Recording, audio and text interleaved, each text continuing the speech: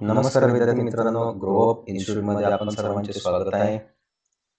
आज आपण बघणार आहे की डिप्लोमासाठी बरोबर वेगवेगळ्या ब्रांचेसमध्ये जसं की केमिकल असेल, मेकॅनिकल असेल, सिव्हिल, इलेक्ट्रिकल ऑल ब्रांचेससाठी आपण कोणत्याही ब्रांचमध्ये जर ॲडमिशन घेतलं तर आपल्याला एक कॅल्क्युलेटर तिथं यूज करावं लागतं. बरोबर. तुम्हाला कॉलेजमध्ये सुद्धा सांगितलं असणार आहे की आपल्याला एक कॅल्सी यूज करायची आहे. बरोबर. कोणत्याही ब्रांचचे तुम्ही विद्यार्थी असाल तर आपल्याला एक कॅल्सी ज्याला आपण कॅल्क्युलेटर असे म्हणतो ते आपल्याला घ्यावं लागणार आहे. आपल्याला प्रत्येक एक्झाममध्ये कॅल्सीचा वापर होतो. मग ह्याच्यामध्ये बघा 2 टाइपचे कॅल्क्युलेटर असते. एक सीरीज आहे बघा, जसे आपले मोबाईल फोन्स वगैरे असतात तसेच टाइपची सीरीज ही कॅल्सीमध्ये सुद्धा आहे. एक सीरीज आहे बघा एम-एस इथं नाव लिहिलेलं आहे बघा. एक एम-एस सीरीज असते आणि एक ई-एस सीरीज असते. बरोबर. एम-एस सीरीज आहे आणि एक ई-एसची सीरीज आहे. आता याच्यामध्ये काय फरक आहे ते आपण बघून घेऊ आणि आपल्याला जर आपल्याला एकदम इझी वेमध्ये आपल्याला न्यूमेरिकल वगैरे जे सॉल्व्ह करायचे असतील तर एकदम इझी वेमध्ये कोणत्या कॅल्सीमध्ये आपण सॉल्व्ह करू शकतो ते पण तुम्हाला सांगणार, म्हणून व्हिडिओला शेवटपर्यंत बघायचं आहे. बघा आपल्याकडे 2 कॅल्सी आहेत. तर सगळ्यात पहिले आपण आपला जो क्वेश्चन पेपर असतो बघा, फायनल एक्झाम जी होणार आपली 70 मार्काची, तर तेव्हा आपल्याला एक क्वेश्चन पेपरवरती इन्स्ट्रक्शन दिलेले असतात. बरोबर. आपण 10वीच्या पेपरमध्ये पण बघितलं असताना सुरुवातीला आपल्याला काही इन्स्ट्रक्शन दिलेले असतात. तर सर्वात पहिले आपण ते चेक करू. त्याच्यामध्ये कॅल्क्युलेटर जे वापरायचे ते कोणत्या टाईपचं वापरायचं त्यांनी तिथं मेन्शन केलेलं असतं. तर आपण तेच कॅल्सी तिथं वापरू शकतो. बरोबर. तर सर्वात अगोदर आपण ते बघूया की क्वेश्चन पेपरवरती काय लिहिलेलं आहे. बघा अशा टाईपचा आपला क्वेश्चन पेपर असतो. बरोबर. इथं बघा वरती 70 मार्कचा क्वेश्चन पेपर आहे असं लिहिलेलं आहे. 3 तास वगैरे आपला वेळ वगैरे लिहिलेला असतो आणि त्याच्यानंतर बघा हे काही इन्स्ट्रक्शन्स लिहिलेले आहे. तर सर्वात पहिले जे इन्स्ट्रक्शन्स आहे आपण ते रीड करतो क्वेश्चन सुरू करण्याच्या अगोदर. बरोबर. तर त्याच्यामध्ये इथं 6 नंबरला बघा 6 नंबरचा जो आहे तो आपल्याला सध्याला इम्पॉर्टंट आहे. आपण इथं कॅल्सी विषयी बोलत आहोत म्हणून मी डायरेक्ट 6 नंबरवरती काय लिहिलेलं ते वाचतो बघा. इथं लिहिलेलं आहे यूज नॉन प्रोग्रामेबल. बघा हा शब्द इथं हायलाइट करतो. काय म्हटलेलं इथं use non programmable electronic pocket calculator is permissible. म्हणजे आपण एक्झाममध्ये जे कोणतं नॉन प्रोग्रामेबल कॅल्क्युलेटर आहे मग ते कोणतं का असाना. बरोबर. त्याच्यामध्ये इथं काही मेन्शन केलं का? इथं कुठंच ई-एसचं नाव आलेलं नाही किंवा एम-एसचं नाव आलेलं नाही. इथं कुठंच हे असं नाव आलेलं नाहीये. बरोबर. फक्त काय म्हटलेलं आहे की कॅल्सी वापरा, पण कोणती वापरा? Non programmable. कॅल्सी कोणती वापरा? Non programmable. 2 टाईपचे कॅल्सी असते. एक प्रोग्रामेबल असते आणि एक नॉन प्रोग्रामेबल असते. तर इथं आपल्याला मेन्शन केलं की नॉन प्रोग्रामेबल कॅल्क्युलेटर लागणार आहे. मग त्याच्यामध्ये सध्याला आपण जे रेग्युलरली यूज करतो नॉन प्रोग्रामेबल कॅल्क्युलेटर याच्यामध्ये आता 2 टाईप आहे. एक सिरीज आहे एम-एसची आणि एक सिरीज आहे ई-एसची. चालतं. तर या 2 कॅल्सीची आपण इन्फॉर्मेशन घेऊ. ते बघा हा आपला जो मेन क्वेश्चन पेपर आहे फायनल एक्झामचा त्या क्वेश्चन पेपरवरचे इन्स्ट्रक्शन आहे. याच्यामध्ये आपल्याला म्हटलेलं नॉन प्रोग्रामेबल कॅल्क्युलेटर यूज करा.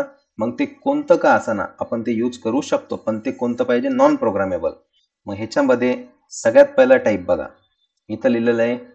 इथं बघा कॅल्सी घेताना जेव्हा पण तुम्ही कॅल्सी घेणार, विकत घेणार, तिथं कॅल्सीच्या लेफ्ट साईडला इथं वरती लिहिलेलं असतं बघा. वरती त्याचं नाव लिहिलेलं आहे. इथलं मी नाव इथं लिहून दाखवतो परत एकदा. Apex 991 ES. चालतं. असं तिथं नाव मेन्शन केलेलं आहे. एपेक्स 991 ES म्हणजे ES सिरीजची कॅल्सी आहे. बरोबर. ही कॅल्सी कोणती? ES सिरीजची. तर याच्यामध्ये बघा तर इथं त्याचे फीचर्स दिलेले आहे. आपण जेव्हा पण एखादं प्रोडक्ट विकत घेतो तर त्याचे फीचर्स तिथं आपल्याला दिलेले असते. बरोबर. जसं की आपण मोबाईल घेत असताना स्टोरेज वगैरे रॅम वगैरे तिथं मेन्शन करतात. तसंच एक कॅल्सीचं सुद्धा आहे. हे पण इलेक्ट्रॉनिक डिव्हाइस आहे. हे बघा कॅल्सीमध्ये इथं त्यांनी मेन्शन केलेलं आहे अबाउट दिस आयटम. बरोबर.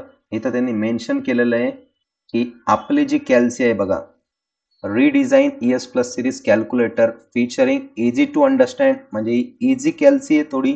बरोबर. Natural textbook display with non programmable scientific calculator. बघा इथं मेन्शन केलेलं त्यांनी नॉन प्रोग्रामेबल.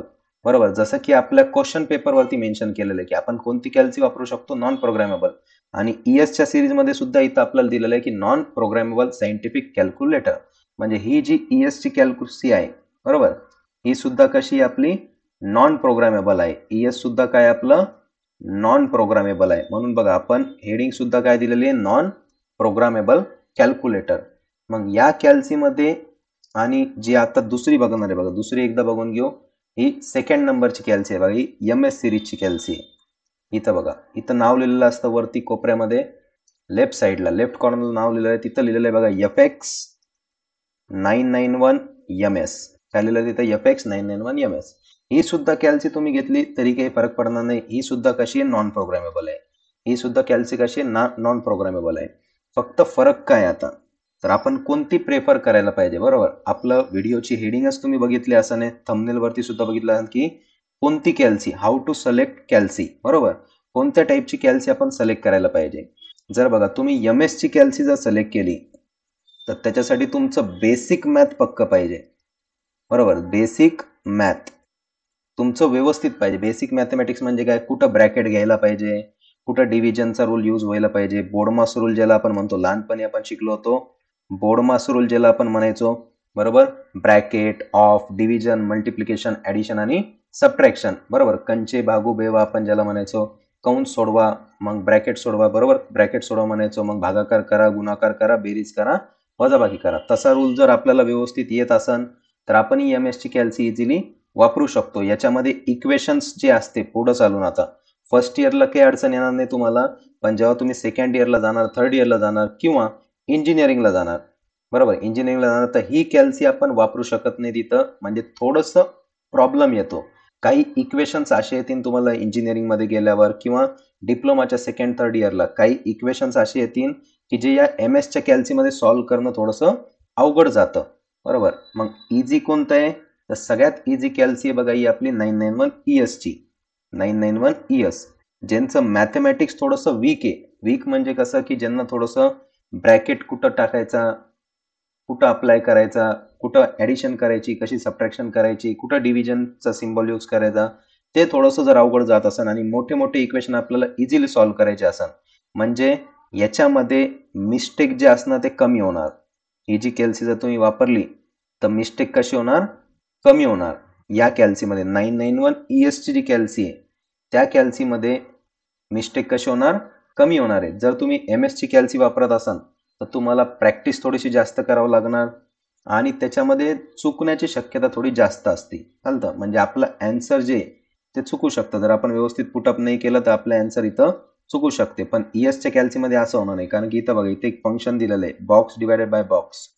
असं जे फंक्शन आहे तर हे आपल्याला खूप उपयोगाचं आहे. म्हणजे इथं ब्रॅकेट जरी आपण पुट नाही केला, बरोबर, डायरेक्ट जे न्यूमरेटर मधली व्हॅल्यू आहे, समजा अशी काही व्हॅल्यू दिली 2 × 10⁻³ × 50, त्याच्यानंतर प्लस 20 × 10⁻³ असं काहीतरी व्हॅल्यू आहे, 5.5 × 10⁻⁻4 असं काहीतरी दिलेलं आहे. म्हणजे वरती काहीतरी व्हॅल्यू आहे बघा आणि खाली काहीतरी व्हॅल्यू आहे. अशी जर व्हॅल्यू आहे आणि याला आपल्याला पुट करायचं तर आपल्याला इथं ब्रॅकेट वगैरे द्यायची गरज पडणार नाही. आपण डायरेक्ट या ES च्या कॅल्सीमध्ये याला सॉल्व्ह करू शकतो. बरोबर, म्हणजे इझी वे मध्ये त्यांनी सुद्धा म्हटलेलं आहे बघा, इझी टू अंडरस्टँड, म्हणजे लवकरात लवकर आपल्याला समजून येणार आणि आपल्या मिस्टेक थोड्याशा कमी होणार. म्हणून आपण ही 991 ES जी आहे ती आपण इथं वापरू शकतो. ही पण कशी आहे, नॉन प्रोग्रामेबल आहे. जर तुम्हाला MS वापरायची असेल तुम्ही MS पण वापरू शकता, पण सेकंड इयरला किंवा थर्ड इयरला गेल्यावरती, बरोबर, थोडंसं तुम्हाला प्रॉब्लेम येणार. थर्ड इयरमध्ये म्हणा किंवा इंजिनिअरिंगला गेले तर सेम कॅल्सी आपण तिथं वापरतो, पण तिथं गेल्याच्या नंतर थोडंसं तुम्हाला प्रॉब्लेम येऊ शकतो. म्हणून जास्त करून विद्यार्थ्यांनी ES 991 ES हीच कॅल्सी प्रेफर करावी. चालतं, 991 ES हीच कॅल्सी जर आपण प्रेफर केली, बरोबर, हीच कॅल्सी जर यूज केली तर आपल्याला एरर जे म्हणजे मिस्टेक जे आन्सर मधले ते थोडेसे कमी होणार. भरपूर जणांना हे माहिती नाही की ES सुद्धा नॉन प्रोग्रामेबल कॅल्क्युलेटर आहे. आपल्या बघा क्वेश्चन पेपरवरती मेन्शन केलेलं आहे, non programmable calci is permissible, allowed आहे. आणि ES च्या फीचर्स मध्ये त्यांनी स्वतः लिहून दिलेलं आहे बघा की ही कॅल्सी नॉन प्रोग्रामेबल आहे. भरपूर जणांना वाटतं ही कॅल्सी प्रोग्रामेबल आहे, पण तसं नाही आहे. त्यांनी फीचर्स मध्येच आपल्याला लिहून दिलेलं आहे की ES is non programmable scientific calculator, आणि आपण नॉन प्रोग्रामेबल कोणतीही दुसरी कॅल्सी पण वापरू शकतो. असं नाही की हीच वापरा, नॉन प्रोग्रामेबल कोणतीही दुसरी कॅल्सी आपण तिथे यूज करू शकतो. फक्त ES का घ्यायची, तर आपले जे पुढचे कॅल्क्युलेशन आहे ते आपल्याला इझी जाणार. चालतं, तर ES आणि MS पैकी तुम्हाला जर MS घेतली तरी पण चालतं, ES घेतली तरी पण चालते. पण ESच का बरं घ्यायची, तर ते आता तुम्हाला समजलं असेल की आपले कॅल्क्युलेशन व्यवस्थित यावे आणि मिस्टेक थोड्याशा कमी व्हाव्या, चुका आपल्याकडून थोड्याशा कमी व्हाव्या. म्हणजे जास्त करून चुकायची शक्यता ES मध्ये या कॅल्सीमध्ये थोडीशी कमी असणार. MS मध्ये तुमचं मॅथ जर पक्क नसेल, व्यवस्थित नसेल, जे की भरपूर जणांचं थोडासा प्रॉब्लेमच असतो मॅथमध्ये, जर पक्क नसेल तर मग ही कॅल्सी तुम्ही प्रेफर करू नका, यूज करू नका. तुम्हाला सगळ्यात जास्त इझी कोणती जाणार, तर ही 991 ES ची चालते. थँक्यू.